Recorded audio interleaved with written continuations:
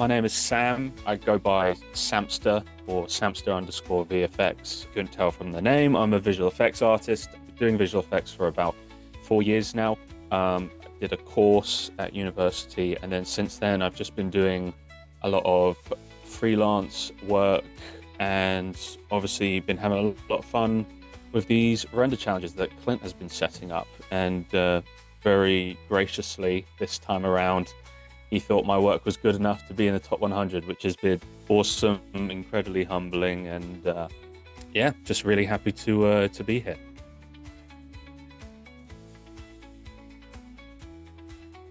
I was really fascinated by the concept in of itself. Clint's had some awesome templates, and I thought this one was really special just because of the idea of a character having to either vault or slide or crash through something, and maybe they're chasing someone or something, or maybe they're running away from someone and something. It was really inspiring because I believe there's just a lot possible there. It was very open-ended in terms of, wow, there's a lot we can do here. And so I really wanted to play into the intensity that the name Kinetic Rush plays into. And I found one of the motion capture templates was of the character running and jumping, and I thought that was perfect for what I wanted to do. And I just wanted to match the intensity of that as they're running. And initially, I was actually playing around with the idea of creating my own temple run, which is a great mobile game from my childhood, and I've had the kind of idea of, well, that matches. There's a lot of parkour in that game. You're running from something, so again, it incorporates maybe a narrative element into it. However, as I started playing around with it, I was actually more intrigued in making something original. I wanted to play around with some original ideas, and that is kind of where the idea for my final render kind of came to life. The one thing that really brought it to life was the idea of the environment shifting at some point dramatically in the render, and that they're running from a threat trying to escape, and that it dramatically shifts into an environment that is a contrast to the original environment, which gets a visceral reaction out of the viewer, right? I wanted it to really get something that sucks you in. So that was then essentially the path that I went on. And throughout that, it was important that I maintained that intensity, which I was inspired by with the name Kinetic Rush and the templates. We need to match that. Fast, it's quick, it's intense. That's the feel of this render challenge. So I really wanted to correctly incorporate that into my render.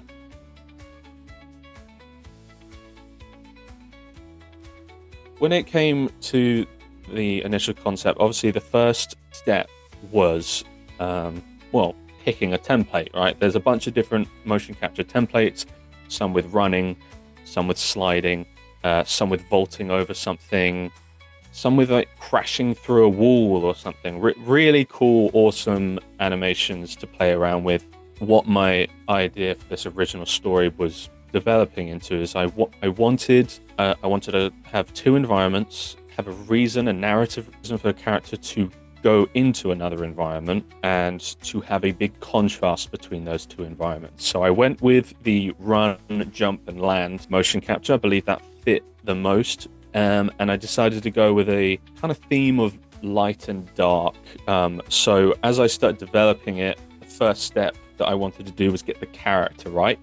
So I'd already kind of established that, okay, this is probably going to be in a fantasy kind of world. We've got magic and this portal that this character jumps through to escape into a lighter, safer world. So that first step was making sure the character looked good. So for the character, it's just a custom metahuman. This armor is something that you can find on the Unreal Marketplace. I'd used it in previous project, played around a bit with the textures and the values and different things. I added in props, as you can see, a sword. Later on, I did add a shield as well, because as I was starting to develop it, I believed that it was a bit too unbalanced with her just holding a sword. I felt like it was more appropriate for her to have a shield, and obviously simulating the hair, making sure that looked correct. I also, it's not super obvious, but there is some war paint that I added onto her face, because I felt like it kind of helped her stand out, made it a bit more original. So that was that step. And then my most favorite part is environment. Let's get to the environment stuff. There we go. So for environment, it was just starting to build out basic lighting, basic foreground, basic background. I used an HDRI, an animated HDRI in the background. Saves you a lot of time with having to create crazy detail in the background. You can just focus on what's important to the story. I go here. This is where we started to add some of those warm colors.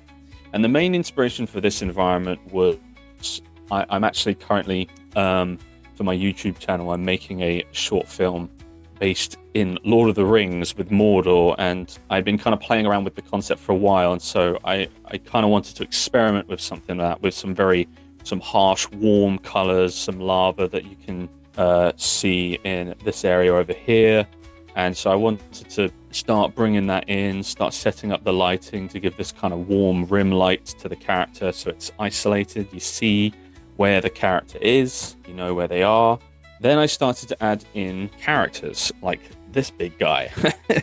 I named this character the Witch Queen, just, you know, narratively is like the ruler of this land or something like that. I wanted to add reasons as to why is this character running? Why are they trying to escape, right? They're not just doing it for the sake of doing it.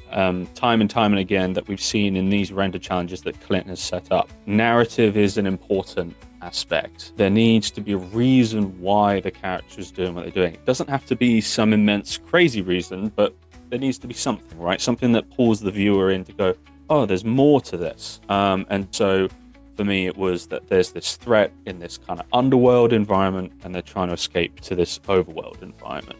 So this is where we start adding in other elements. So initially, I had the Witch Queen in the background, kind of just watching, just kind of standing there, watching the character run by, and these lava creatures that I did some smoke simulations on as they're like running after her. They're leaving like a trail of smoke. I also added some flames and stuff, which are just 2D planes. They're not actual simulations. They're just 2D planes because it's way less heavy on the computer.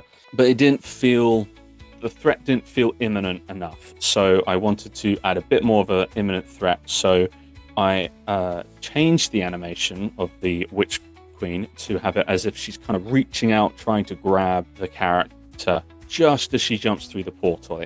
The idea was I wanted it to kind of have that feeling of when you're on a roller coaster and there's sometimes those animatronics that reach out and then the roller coaster drops down or you just escape. And I wanted it to have that kind of feel to it with the intensity of the running. And that's very much matched in the camera shake as well. If you see the video, the camera shake, it was important to add some intensity to that. Otherwise, a lot of it is lost.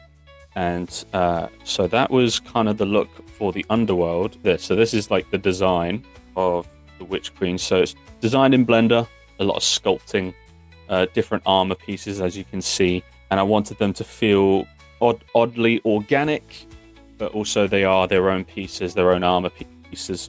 So you can see with different parts of it's like bones and different bits, like it's very incorporated as almost part of her body, but at the same time it is still like recognizable as armor pieces. So that was kind of the idea going there. And then I'll quickly touch on the overworld environment, and again it's supposed to show contrast. So we've got the guardian character in this one with angel wings. So it's the idea is in the underworld you have this evil character with these like dragon wings. It's this threat. She's being chased, she's trying to escape, and then she comes into this beautiful land with floating mountains and waterfalls and this like guardian angel character, and there's nature and living animals and everything. And I wanted to kind of communicate that. This was the first draft, and then if we come in here, this was kind of the final design, and you'll notice there's quite a lot more, so I'll touch on. So obviously I wanted to add some more stuff in the backgrounds to add depth into the piece. If I had all the detail in the front,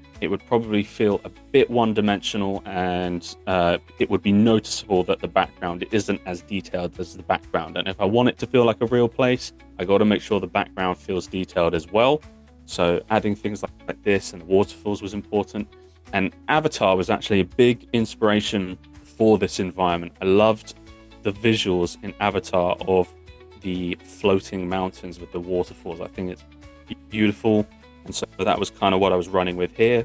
And then I was adding some ivy and other bits of vegetation growing off of the Guardian as if they've been standing there for a very, very long time.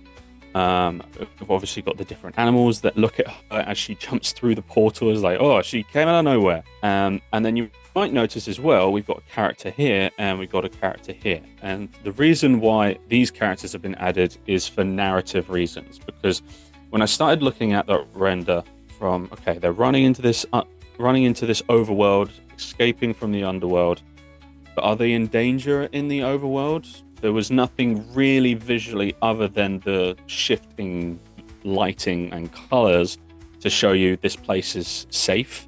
So it was important that I added some more blatant story pieces that added that element. So this is like a wizard of sorts that when she jumps through the portal, he's standing there with like a staff and he kind of is like holding the portal open, and as she jumps through the portal then shuts. That gives you the idea that they were holding it open for her in order to escape.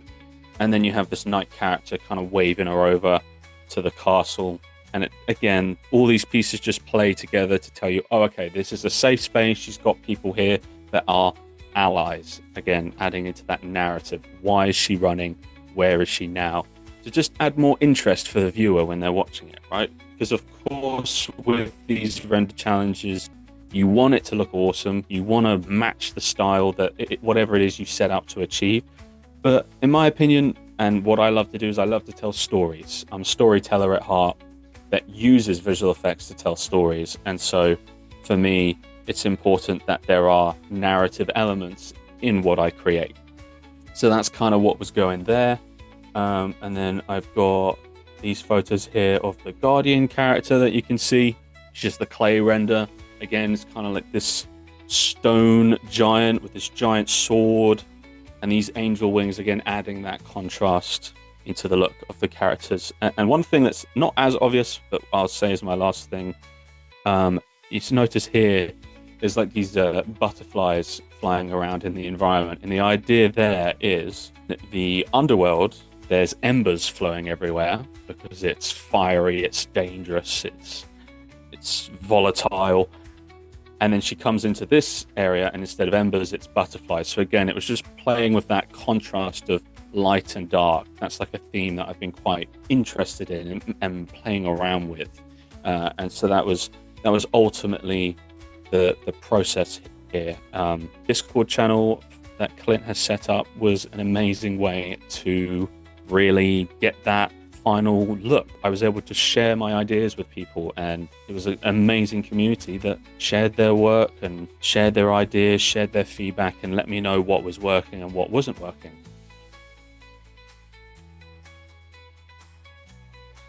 I have heard of Fox Render Farms, and I think it's awesome, honestly. For indie creators such as myself and other friends of mine, we aren't like these big studios that have hundreds and hundreds of computers that they can just send off their renders to just do it like that, right? Very often we've got the one computer and we don't really want it to blow up from rendering for 5 weeks, right? So things like Fox Render Farm are just so useful for this because it means it puts the creative process back in our lap. We're not constantly worrying, oh, I've got to leave 4 weeks for render time. I've got to cram all this into the other 3 weeks because I've got to leave 4 weeks to render all these shots, right? It would take forever. Thanks to things like these companies that are offering these render farms, it really puts the power back into the indie creator to focus on the creative aspect and not be demoralized by sitting around waiting for days, possibly weeks, just to see a shot, right? And so I think that's really awesome about Fox Render Farm.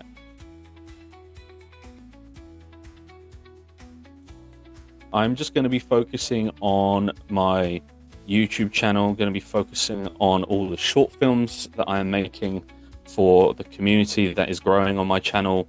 We're all just a bunch of people that love filmmaking. So what I do is I make short films that are either inspired by a franchise that we all love, or maybe it's an original concept, an original story, and I tell it through virtual production, through fully CG storytelling.